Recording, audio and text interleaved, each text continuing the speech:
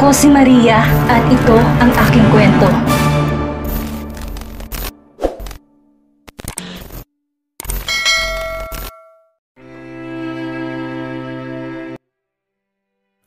Dinala ni Tristan na maglola sa kwarto niya sa loob ng kanyang opisina.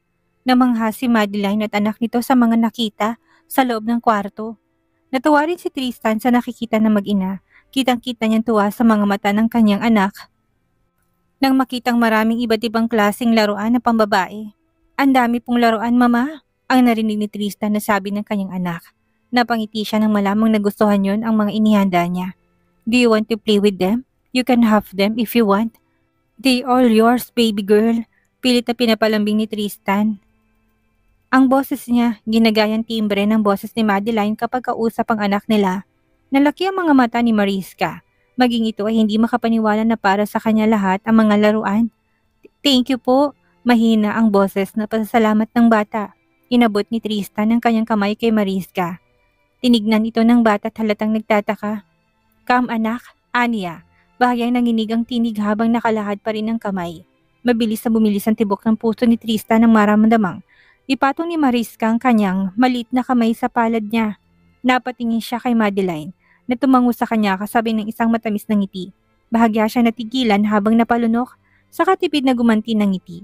Hawak ni Tristan ang kamay ng kanyang anak habang inaakay ito palapit sa mga laruan. Kinuha niyang isang malaking Barbie doll at inabot kay Mariska. Agad namang lumapad ang ngiti ng bata. Mabilis itong kinuhang manika at yakap-yakap na parang ayaw nang bitawan. "Gusto mo yan?" tanong ni Tristan, bahagyang napangiti sa reaksyon ng anak. Tumango si Mariska, nakangiti pa rin. "Ang ganda po, Papa," napangiti si Tristan at tinaplos ang ulo ng anak. "Lahat ng laruan dito, para sa'yo." Nalaki ang mga mata ni Mariska. "Talaga po, Papa?" Napatingin to sa paligid para bang hindi makapaniwala. "Oo, anak. Kahit alin dyan, pwede mong kunin," aniya habang pinagmamasdan ang tuwang-tuwa niyang anak. Hindi na napigilan ni Mariska ang kilig. Napatalon to sa tuwa at mabilis na tumakbo palapit sa isang laruan. Sabik na pinipili ko ano pa ang gusto niyang kunin. Pinapanood ni Tristan ang anak habang pinagmamasdan ng ligaya sa mukha ng anak.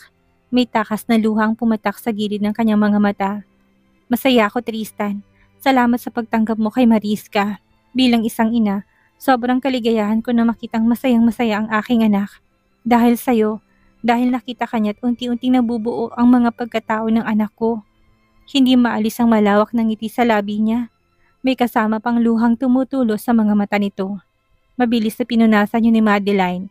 Pinapanood nila si Mariska na naglalaro sa mga laruan na binili niya.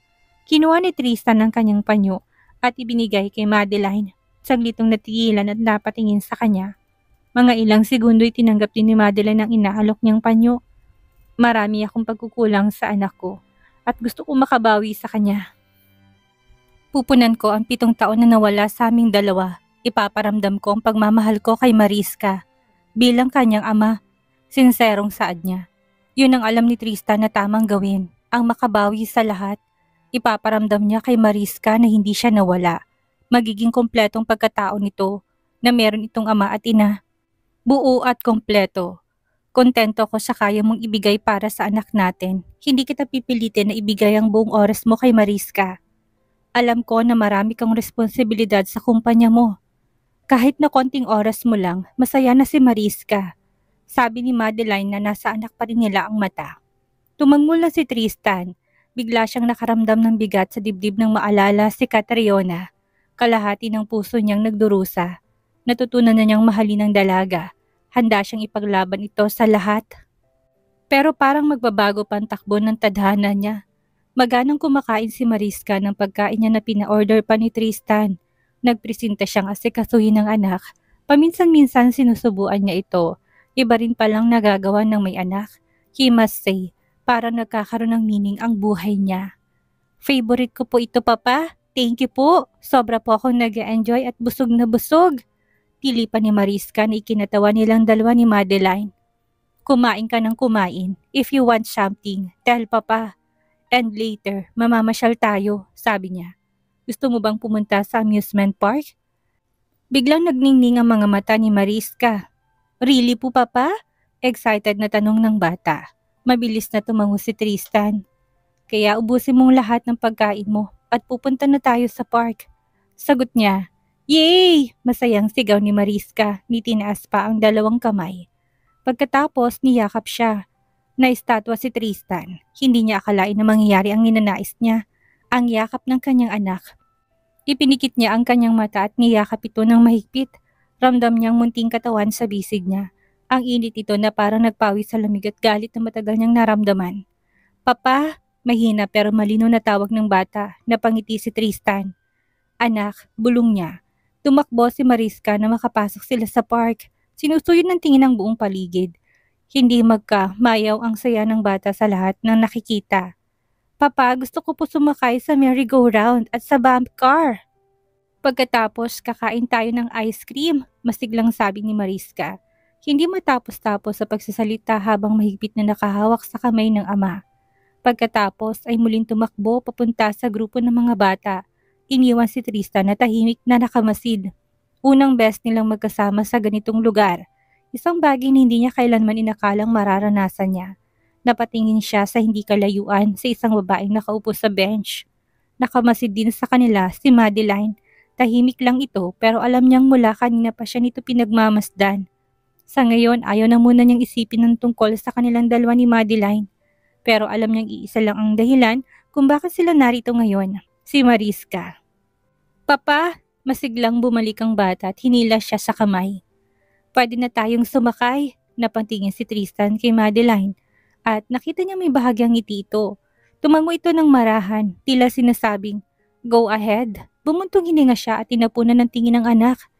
Sige anak, anong gusto mo unahin? Merry-go-round?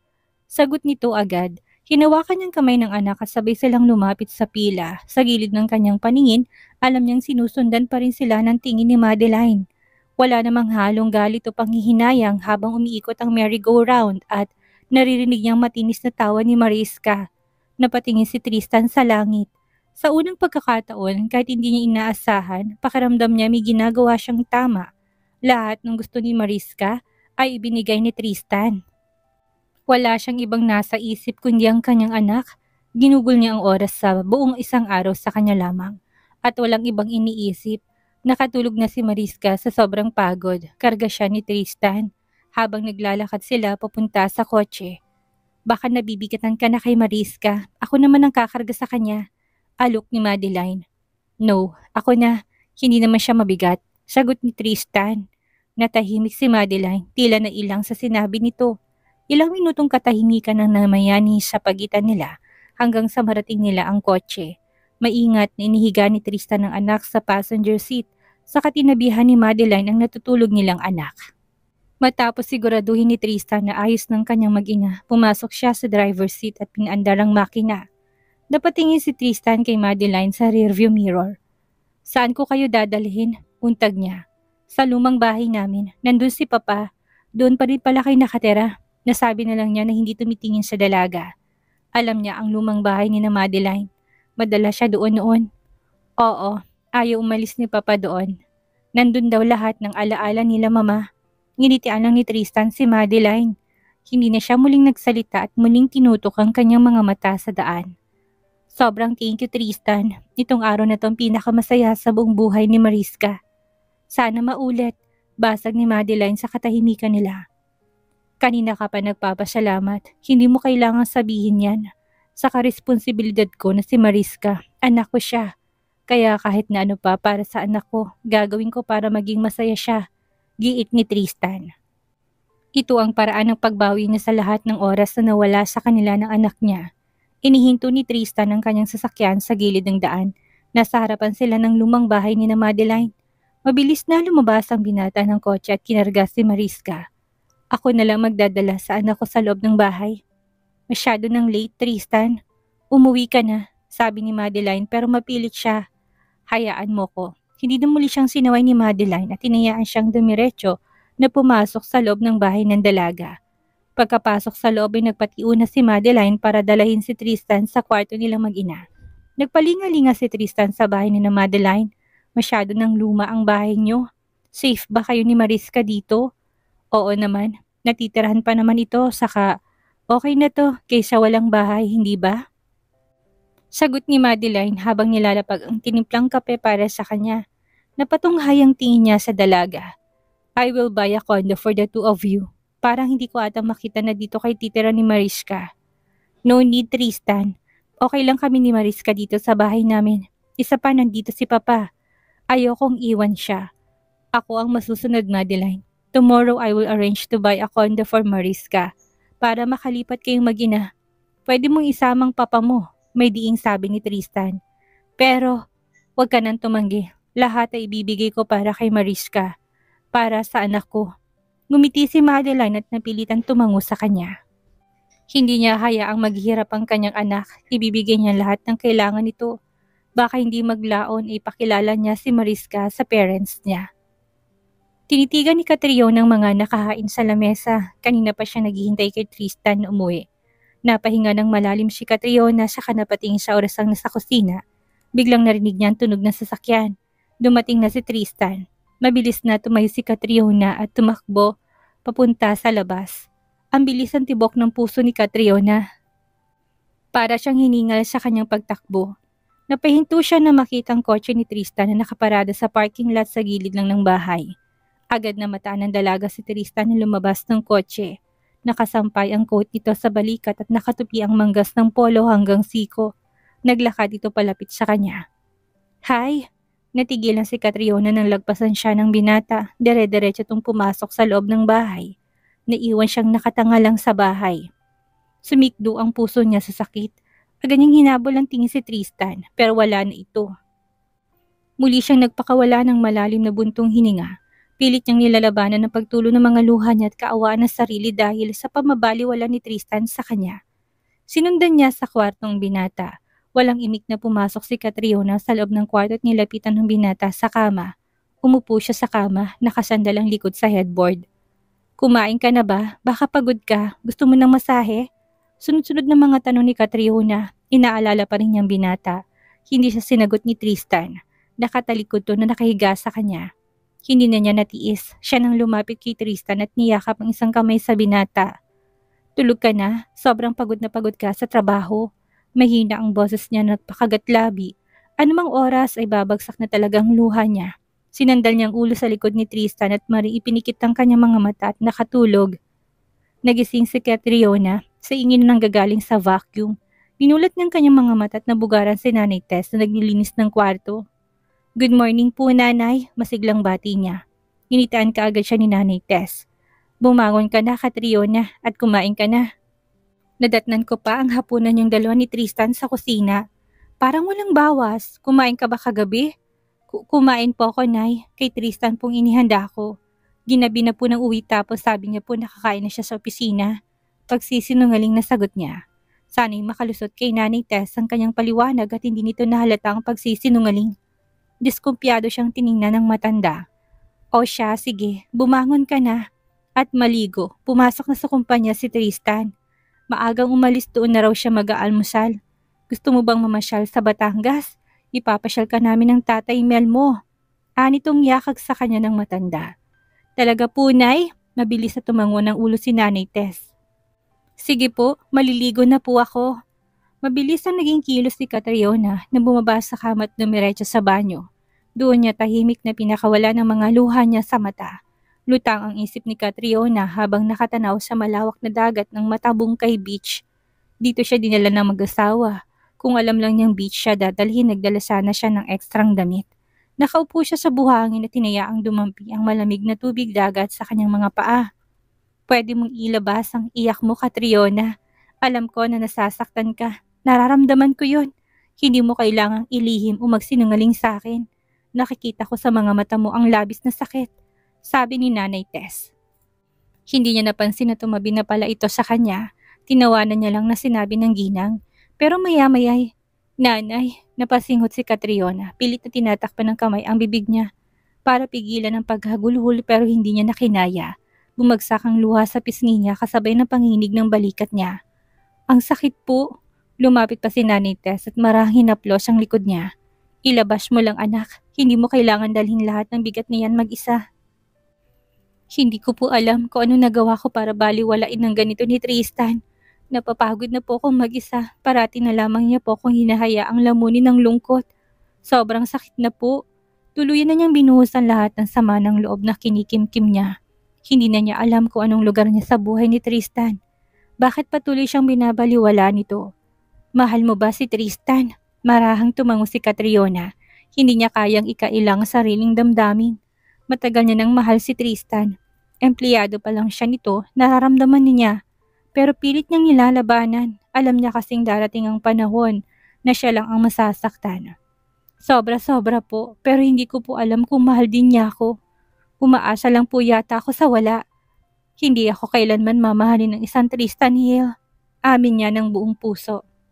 Kita niya kung paano mahabag si Nanay Tess sa nararamdaman niyang sakit.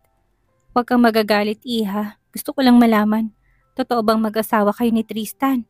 Usisa ni Nanay. Pinupunasan ni Catriona ang mga luha niya pero wala pa ring tigil ito sa pagbuhos. Napayuko siya. Hindi niya kayang iharap ang kanyang mukha kay Nanay Tess.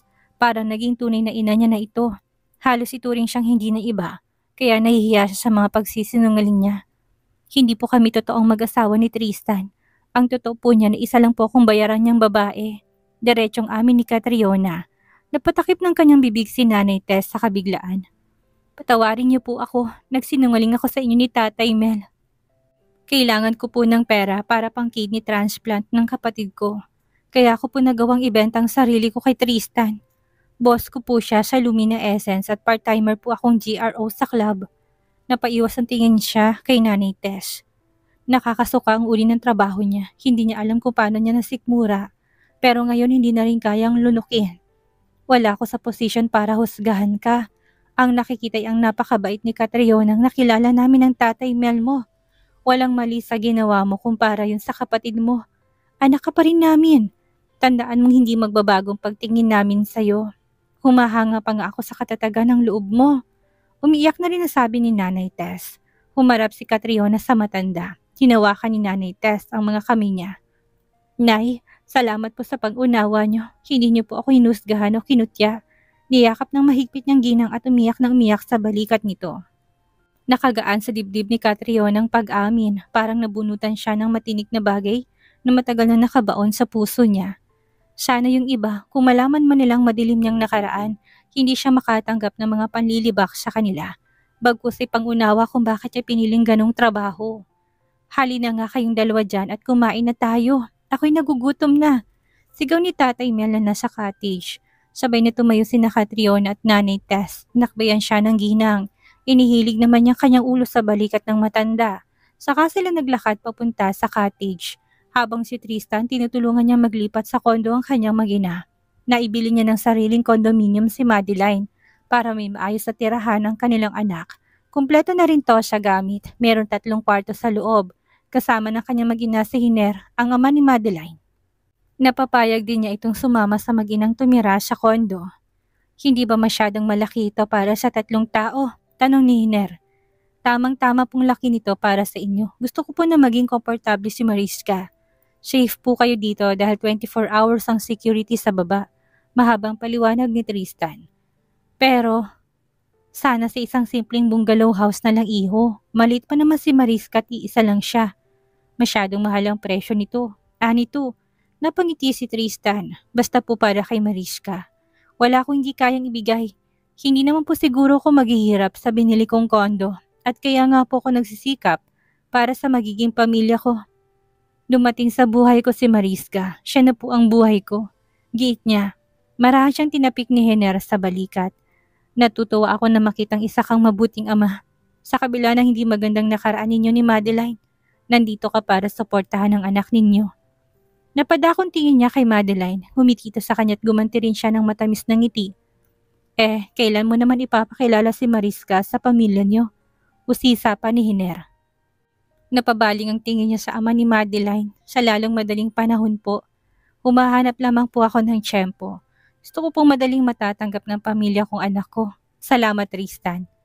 Hindi mo tinalikuran ng apo ko kahit na huli mo na siyang nakilala. Palubog na ang araw na magpasyang umuwi si Catriona, ang mag-asawang Mel at Tess. Kahit sandali nakalimot si Catriona sa kanyang sakit na nararamdamang pambabaliwala ni Tristan. Huwag kang mapagod na mahalin si Tristan. Nararamdaman ko rin na mahal ka niya. Kaya lang alam mo na, isang kilalang taong lalaking minahal mo. Payo ni Nanay Tess, saka sila nag-tricycle pa uwi sa rest house. Kung noon po ramdam ko pa, pero ngayon po parang medyo tumatamlay na. Baka po nagsasawa na sa akin si Tristan. Alam niyo naman po ang trabaho ko. Kayang-kayang itapon ng lalaki kapag nagsawa na. May pait sa ngiti siya sa labi. Totoo naman, sa kami kontrata sila. May expiration ang lahat. Isang linggo na lang matatapos na rin ang ugnayan nila ni Tristan. Gusto sana niyang isipin na hindi pa matatapos ang lahat sa kanilang dalawa ng binata. Siguro pwede pa nilang i-extend ang kontrata nila, pero habang patagal ng patagal, pasakit na pasakit ang lahat. Natatandaan ko, may nobya talaga yan si Tristan noon. Yun lang hindi pa namin nakikilala ni Tatay Mel. Kwento ni Nanay. May babae palang unang minahal si Tristan. Ang totoong nagmamay-ari sa puso nito.